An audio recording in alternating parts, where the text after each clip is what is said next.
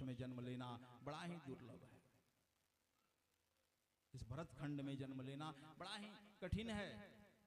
उस भूमि पर आपका जन्म हुआ है, मनुष्य का शरीर प्राप्त हुआ है। देखो शास्त्र कहते हैं कि ऐशाम बुद्धिमताम बुद्धि मनीष मनीषिणाम यत् सत्यम नृत्यने मतरिय नापनोति मामृतात्। कहा कि यही बुद्धिमानों की बुद्धि है, मनुष्यों की मनीषाई है। इस असत्य शरीर का मोह त्याग करके उस सत्य परमात्मा को प्राप्त कर लें। यह शरीर क्या है? असत्य है, नश्वर है, आज है कल नहीं रहेगा। शाश्वत कौन है? तो शाश्वत ब्रह्म है, शाश्वत परमात्मा है। उनकी प्राप्ति का प्रयास जीव को करना चाहिए। अगर यह मनुष्य शरीर प्राप्त हुआ है, देखो अगर मनुष्य शरीर प्राप्त किए हो तो कैसा जीवन जीना चाहिए?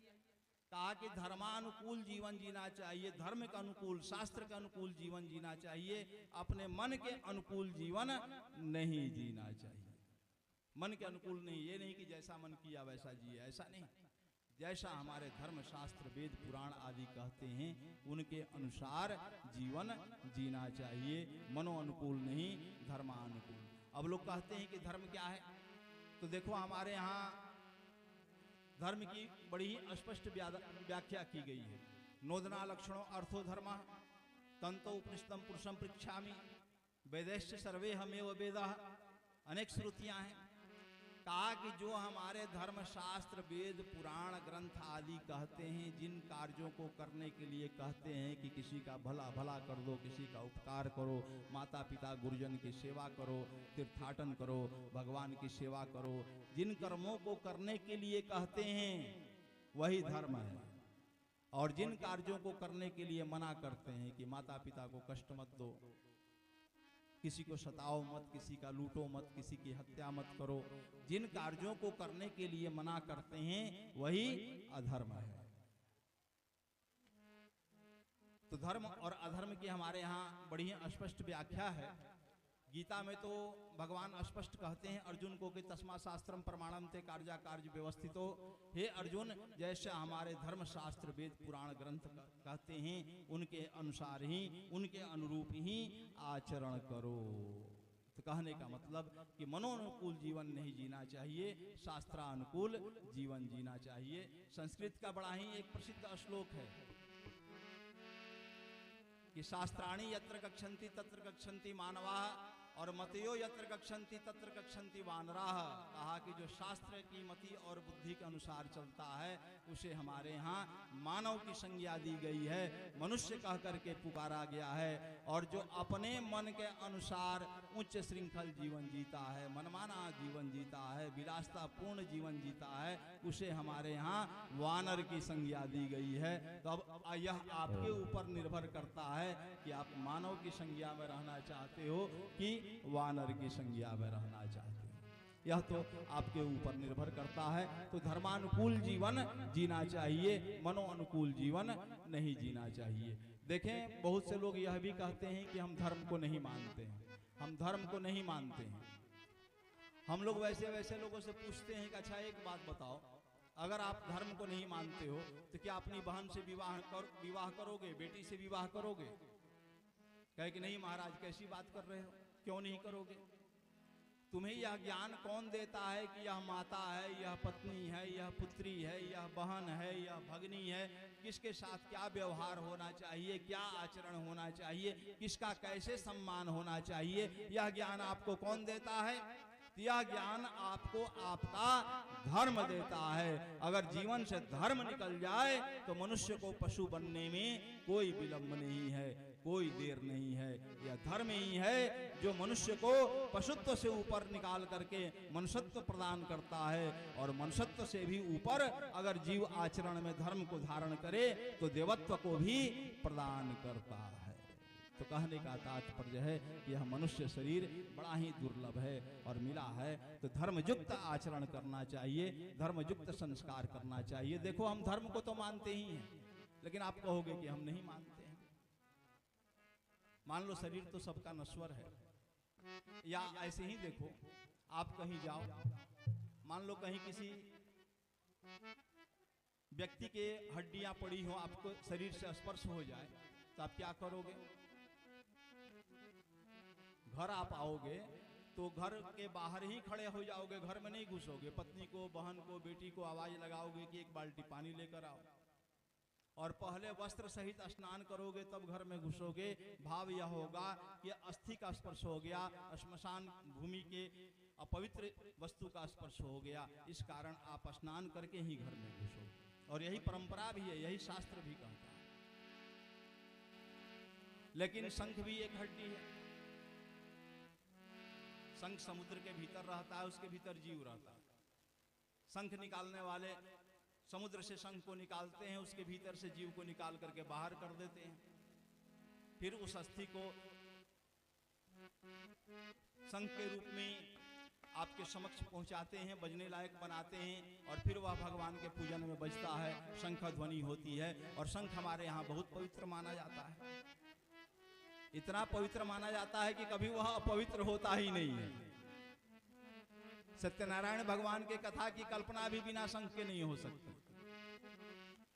विष्णु भगवान का पूजन बिना शंख के नहीं हो सकता। भगवान की आरती बिना शंख के नहीं हो सकती। हमारे आचार्यगण जब भगवान की आरती कराते हैं तो शंख में जल भर करके रख देते हैं, और आरती के अंत में भगवान के ऊपर भ्रामित करते हैं, भ्रामित करके जल को गिराते हैं।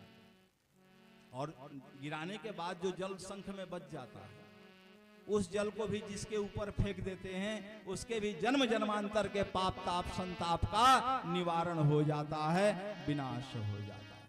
इतना पवित्र माना गया है।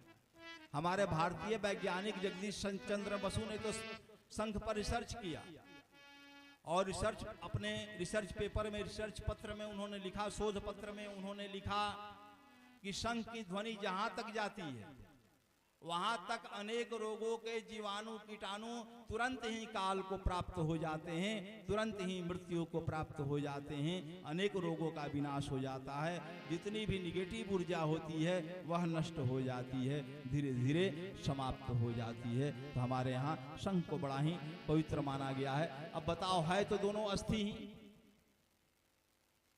मनुष्य की अस्थि भी अस्थि ही है और शंख भी अस्थि ही है। एक को पवित्र, एक को पवित्र क्यों मानते हैं? इस कारण मानते हैं कि हमारे धर्म शास्त्र वेद पुराण ग्रंथ आदि कहते हैं कि यह पवित्र है, यह पवित्र नहीं है। तो जो कहते हैं हम उसे मानते हैं। अभी हम गौ माता के शरीर की बड़ी महिमा का वर्णन किए। गाय माता, गौ माता जो है वो जीवन भर तो घास खाती हैं, शुद्ध शाकाहारी हैं, कोई मांसाहारी तो नहीं है। तो क्या गाय के चमड़े पर, गोचर्म पर बैठकर पूजा होगी? नहीं होगी। और बाघ जीवन भर मांस खाता है, जीवन भर जीवों की हत्या करता है। तो क्या बाघ के चमड़े पर बैठकर पूजा होगी कि नहीं होगी? होगी।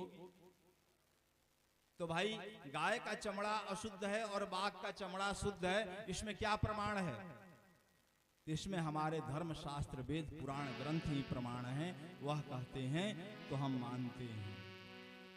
हम लोग यहाँ से बनारस वाराणसी जाते हैं या सुल्तानगंज जाएं गंगा जी स्नान करने। क्यों गंगा जी स्नान करने जाते हैं? कि गंगा जी पाप नाशनी है, हमारे समस्त पापों को नष्ट कर देंगी, समाप्त कर देंगी। इसलिए जाते हैं हम गंगा जी स्नान करने। और यहाँ से कभी आप बनारस जाओ सड़क मार्ग से, तो झारखंड की सीमा पार करके बिहार की सीमा पार करेंगे जब, तो भभुआ, मोहनिया, दुर्गावती, उसके बाद नौबतपुर बॉर्डर आ जाता है। नौबतपुर में करमनाशा नदी बहती है। करमनाशा में स्नान की तो बात छोड़ो, नजदीक जाने के लिए भी कोई नहीं सोचता है। क्योंकि करमनाशा के जल का अगर स्पर्श हो जाए तो जीवन भर का किया हुआ पुण्य जो है वह नष्ट हो जाता है, समाप्त हो जाता है। तो इसमें क्या प्रमाण है कि गंगा जी पाप का नाश करती हैं और करमनाशा पुण्य का नाश करती हैं?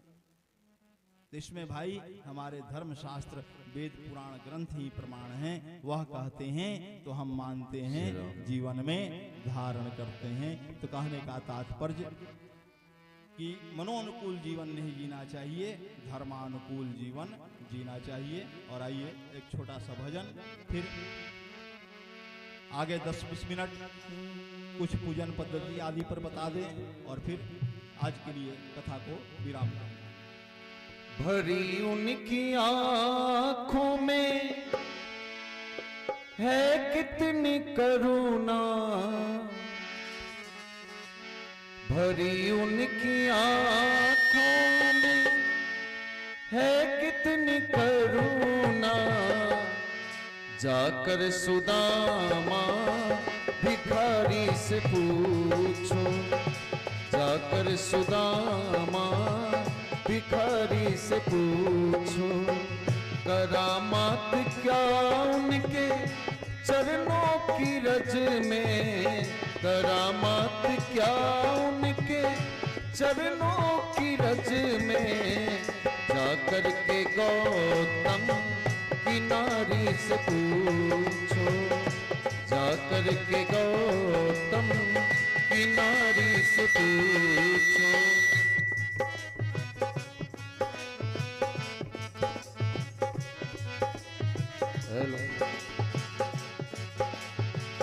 कृपा कितनी करते हैं शरणागतों पे,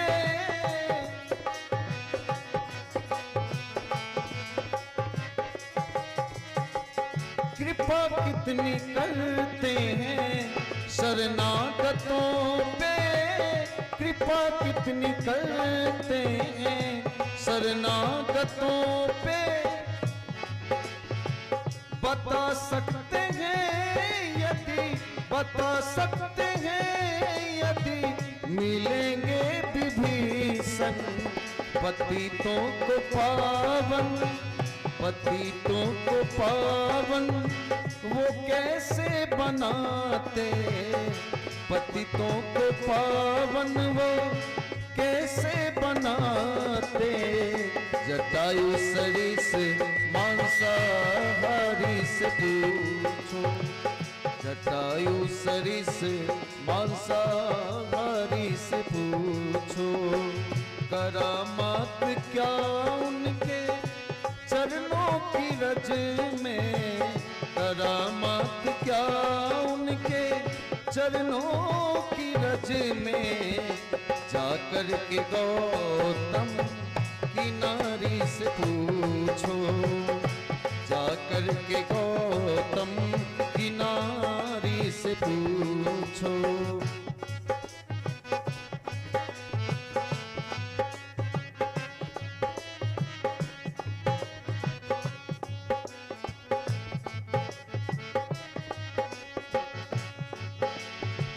प्रभु कैसे सुनते हैं दुखियों की आहें,